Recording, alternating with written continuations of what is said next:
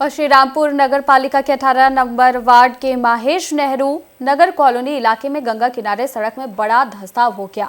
अचानक हुए इस धंसाव से इलाके में हड़कंप मच गया। तो घटना की जानकारी मिलते ही अलीपुर द्वार के भाजपा सांसद मनोज टिग्गा मौके पर मौजूद रहे। उन्होंने स्वयं धंसी हुई सड़क पर निरीक्षण किया और स्थानीय लोगों से बातचीत की। तो वहीं श्री रामपुर नगर पालिका की ओर से तुरंत कार्रवाई शुरू की गई। नगर पालिका के कर्मचारियों ने धंसे हुए हिस्से की मरम्मत का काम शुरू कर दिया है ताकि किसी बड़े हादसे को रोका जा सके।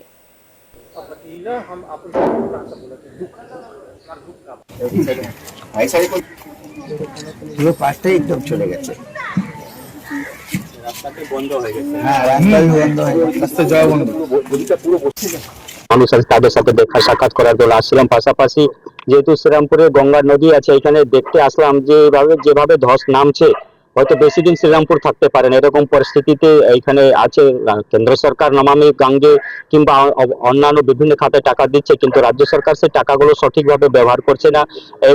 এক খাতা টাকা আরেক খাতায় খরচ করছে। তাই গঙ্গা নদীর কিনারে এইভাবে যেখানে রাস্তা বন্ধ হয়ে গেছে, এখানে ওভারহেড ট্যাঙ্ক সামনে দেখছেন, যেভাবে চলতে থাকে তাহলে এই ট্যাঙ্কটাও কিন্তু বেশি দিন এখানে থাকতে পারবে না। যে কোনো সময় এখানে দুর্ঘটনা ঘটে যেতে পারে, অঘটন ঘটে যেতে পারে। সাংসদ হিসেবে আমি নিশ্চয়ই সম্মান করবো, তিনি একজন জনপ্রতিনিধি, কিন্তু দায়িত্বশীল হতে হবে। তিনি বরঞ্চ অতই যদি দরদ থাকে, তিনি পোর্ট ট্রাস্টকে বলুন, কেন্দ্রীয় সরকারকে বলুন, যাতে আমাদের গঙ্গার যেটা ড্রেজিংটা করার জন্য ব্যবস্থা করেন।